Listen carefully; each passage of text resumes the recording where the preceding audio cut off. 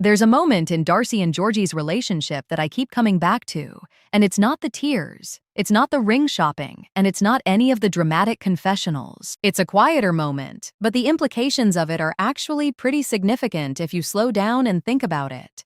Georgi brought up wanting biological children, with Darcey, who was approaching 50 at the time. And what's interesting to me isn't just that he said it, it's when he said it, how she responded to it, and what both of those things tell us about the particular trap this relationship had become for her. I want to be honest about where I'm coming from before we get into this. I don't think Darcey is a passive victim of a calculating villain. I also don't think Georgi is simply a misunderstood romantic who just wanted a family. The real situation, as far as I can tell from what's been documented on the show and in public coverage, is messier and sadder than either of those framings. This is a story about two people who had genuinely incompatible wants, but who both had strong reasons to pretend otherwise for as long as possible. The baby conversation is the moment where that pretending became impossible to sustain, and watching both of them try to sustain it anyway is genuinely difficult to watch. So that's what this video is about. Not a villain origin story, not a conspiracy, just an honest look at one of the more uncomfortable moments this franchise has produced, and what I think it actually reveals about Darcey, about Georgi, and about the specific kind of emotional arithmetic that happens when someone is more afraid of being alone than they are of facing reality. To understand why that conversation landed the way it did, you have to understand who Darcey Silva is going into this relationship with, and that means going back before Georgi was in the picture at all. Darcey had been through two very public, very painful relationships before him, both on this franchise. Jessie Meester, the Dutch model who was years younger than her and who spent most of their screen time either lecturing her or walking away from tables in restaurants. Then Tom Brooks, who ended their relationship by asking on camera whether she'd gained weight. Both of those relationships had the same basic shape: Darcey pursuing, Darcey accommodating, Darcey shrinking, and then eventually Darcey being humiliated in front of a national audience. By the time Georgi arrived, the viewers who had followed her story for years were watching someone who had taken a significant amount of visible emotional damage and was still, with enormous determination, trying again. That matters because it sets the context for how she approaches Georgi. She isn't coming in fresh. She's coming in with a history of being told she isn't enough, and with a very understandable, very human desire to prove that history wrong. Georgi, at first glance, seemed different. He was attentive. He pursued her. He said the things she needed to hear. And for a while, the show presented their relationship as something that might actually work, but there were signals early on. The age gap was significant. Georgi had not yet had children. And those two facts, sitting next to each other, were always going to create a problem eventually, because what a man in his mid-30s without children wants from a long-term relationship is, statistically and practically speaking, different from what a woman approaching 50 who already has 2 kids and has lived her life might want. Neither of those positions is wrong. They're just not compatible, and the show never really addressed that incompatibility directly until Bulgaria. The trip to Bulgaria was supposed to be romantic. Darcey wanted a vow renewal, a fresh start, a visible symbol of commitment that could be photographed and shared and used as evidence that this relationship was real and lasting. She showed up in a red dress. She talked about feeling like a bride again. She was pouring everything she had into the ritual of the thing. And then Georgi said he wanted biological children. Now, I want to be careful here, because I think a lot of the commentary around this moment has jumped to conclusions that aren't fully supported by what we actually know. What we know is what was shown on camera. Georgi expressed a desire for children. Darcey was visibly shaken. The conversation that followed was halting and uncomfortable and did not resolve cleanly. That's documented. The rest of it, the motivations, the calculations, the things allegedly happening off camera, I'm going to flag clearly when I'm speculating versus when I'm working from something the show actually showed us. What I think is interesting about how Georgi raised this topic is the timing. They were already in a committed relationship. They had already been through significant drama together. A vow renewal was on the table. For Georgi to raise the question of biological children at that point in Bulgaria, during what was supposed to be a celebration of what they already had, is a choice. Whether it was a deliberate choice or just an impulsive one, I genuinely don't know. But it was a choice with consequences, because here's what that timing did to Darcy. It turned a moment that was supposed to be about affirming the present into a sudden referendum on the future. And not just any future, a future that required her body to do something her body was unlikely to be able to do. She was being asked, in essentially the same breath as the vow renewal she'd planned, to justify her continued presence in the relationship by producing a biological child. That's a brutal pivot, whether it was intended to be or not. Darcy's response to this is what I find genuinely heartbreaking and also genuinely frustrating in equal measure. She didn't say no. She didn't say that she was almost 50 and that this was not something she could reasonably promise.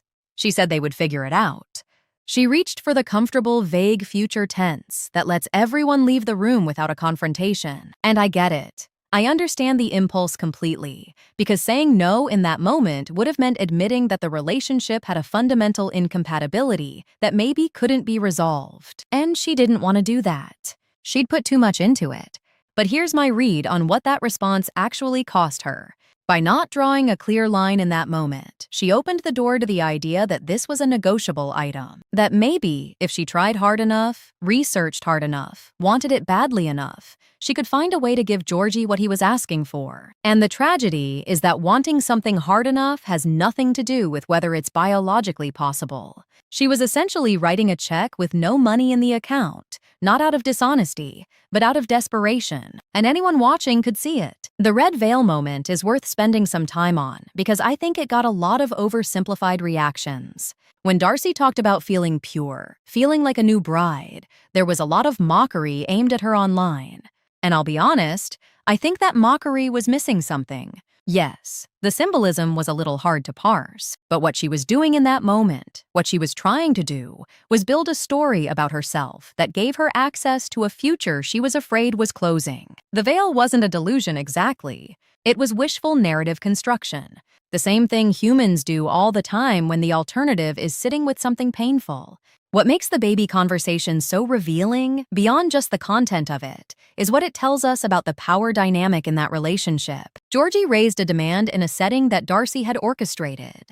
She'd planned the trip, she'd arranged the vow renewal, she'd set the scene, and he fundamentally redirected it. Whether or not that was intentional, the effect was that she ended up spending what was supposed to be her romantic gesture, managing his requirements. That's a pattern. And once you see it in that scene, you can see it in a lot of their interactions. There's also the question of Stacy's presence in all of this. Stacy, Darcy's twin, is already a mother. Her kids are older, she's not navigating the same biological pressures, and her marriage, at least as presented on the show, seemed more stable during this period. The dynamic between the sisters is something the show leans into heavily, and there are scenes where Stacy's relative stability seems to land on Darcy as something like a judgment, even when Stacy isn't saying anything explicitly critical. I don't think Stacy was deliberately weaponizing anything. But I do think Darcy experienced her sister's different circumstances as a kind of mirror she didn't want to look into. Now, I want to steelman the case for Georgi here, because I think it's a real case, and I'd be doing this topic a disservice if I didn't engage with it honestly. It is entirely possible that Georgi genuinely, sincerely wanted a family, and that when he got into a serious relationship with Darcy, he realized that desire was something he needed to voice. Lots of people don't fully think through long-term compatibility questions at the start of a relationship. Attraction and excitement and the early momentum of something new can make those questions feel like problems for later, and then later arrives. If Georgi genuinely hadn't confronted the biological reality of the timeline before that trip, then the Bulgaria conversation might have been not a manipulation, but an honest, if badly timed expression of what he actually needed. I also think it's worth noting that wanting children is not inherently suspicious. The narrative that gets built around younger foreign men on this show tends to assume financial motivation as the default explanation for every behavior, and I don't think that's always fair or always accurate. I can't tell you what was in Georgi's head. I don't have access to that. What I can say is that the evidence for calculated scheming, as opposed to genuine incompatibility badly handled, is not as airtight as some of the more dramatic takes on this would have you believe. Where I do think criticism of Georgi is warranted is not in his wanting children, but in how he handled knowing he wanted children while being in a relationship with someone for whom that was a very complicated task. If he knew, at some level, that this was something he needed, then the time to have that conversation was much earlier, not in the middle of a romantic trip she'd planned. And the way the conversation got raised, in front of cameras, during a planned milestone moment, created a situation where Darcy couldn't really respond honestly without it becoming a televised crisis. That's a problem, regardless of his intentions. The question I keep coming back to at the end of all this is, what were either of them actually trying to get out of this relationship by the time Bulgaria happened? Because I'm not sure it was the same thing. Darcy seemed to want validation and permanence. She wanted someone who would stay, who would publicly commit, who would be the answer to the Jesse and Tom chapters. Georgi may have wanted those things too, to some extent, but he also apparently wanted something that Darcy couldn't give, which is a biological future that started sooner rather than later. When two people want genuinely incompatible things, but both want the relationship to continue, the thing that usually happens is that reality gets deferred. Conversations get had that don't quite conclude. Promises get made that are vague enough to let everyone pretend they've addressed the problem. And the relationship keeps going. But the unresolved incompatibility sits underneath everything, showing up in tension and frustration and the slow accumulation of resentment that doesn't have a clean name. That's what I see in the arc of Darcy and Georgi's relationship after the Bulgaria trip. Not a sudden dramatic collapse, but a grinding continuation of something that had a structural problem neither of them was willing to name out loud. Darcy kept putting energy into the visible symbols of the relationship: the surgery, the styling, the photo shoots, the performances of romance. Georgi kept raising concerns and requirements that put the pressure of the relationship's future on her. And somewhere in that back and forth, whatever affection was there to begin with started to erode. There's something genuinely sad about the plastic surgery dimension of this, and I don't say that to be cruel. Darcy has been very open about the work she's had done, and she's framed it consistently as being for herself, about becoming the version of herself she wants to see. I take that at face value to a point. But it's hard not to notice that she was also in a relationship where her age was a source of pressure, where her ability to do something biologically time-sensitive was being raised as a requirement, and where the most powerful tool available to her was making the outside look different. The outside was the one thing she could control, so she controlled it, extensively and visibly and at real financial and physical cost. What she couldn't control, and what no amount of surgery was ever going to change, was the biological reality that Georgi had placed at the center of the relationship's future. That gap between what she could change and what she couldn't is the actual tragedy of this situation.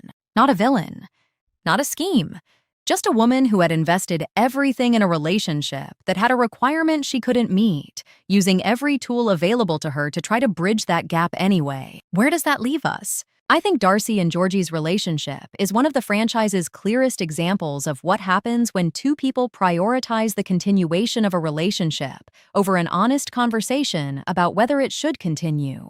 The baby ultimatum, or however you want to characterize it, wasn't the cause of the problem. It was the moment where the problem became too visible to keep papering over. And both of them, in different ways, tried to paper over it anyway. Georgi by raising it as a demand without fully confronting what that demand meant in context. Darcy by responding with vagueness and performance instead of a real answer. I think Darcy deserved better than a relationship where her biological reality got treated as an obstacle to someone else's timeline. I also think that conclusion doesn't require Georgi to be a calculated predator. People can hurt each other significantly without having a plan to do so. Incompatibility is its own kind of damage, especially when both people are too afraid to say so. The version of this story where Georgi is a cold financial strategist is more satisfying dramatically, but I'm not sure it's the true one. The version where two people were genuinely wrong for each other and spent years refusing to accept that is less cinematic, but it fits the evidence better. And at the end of it, what you're left with is Darcy, having spent an enormous amount of money and energy and emotional capital trying to be what someone needed her to be, discovering that the one thing he said he needed was the one thing she genuinely couldn't provide. I don't have a tidy conclusion for this one, and I'm not going to manufacture one. What I'll say is that the baby conversation in Bulgaria is worth more attention than it usually gets because it isn't just a dramatic moment, it's the fulcrum of the whole relationship. Everything before it is a prologue, and everything after it is two people trying to avoid admitting what it revealed. That's worth sitting with, even if it doesn't resolve neatly, especially because it doesn't resolve neatly.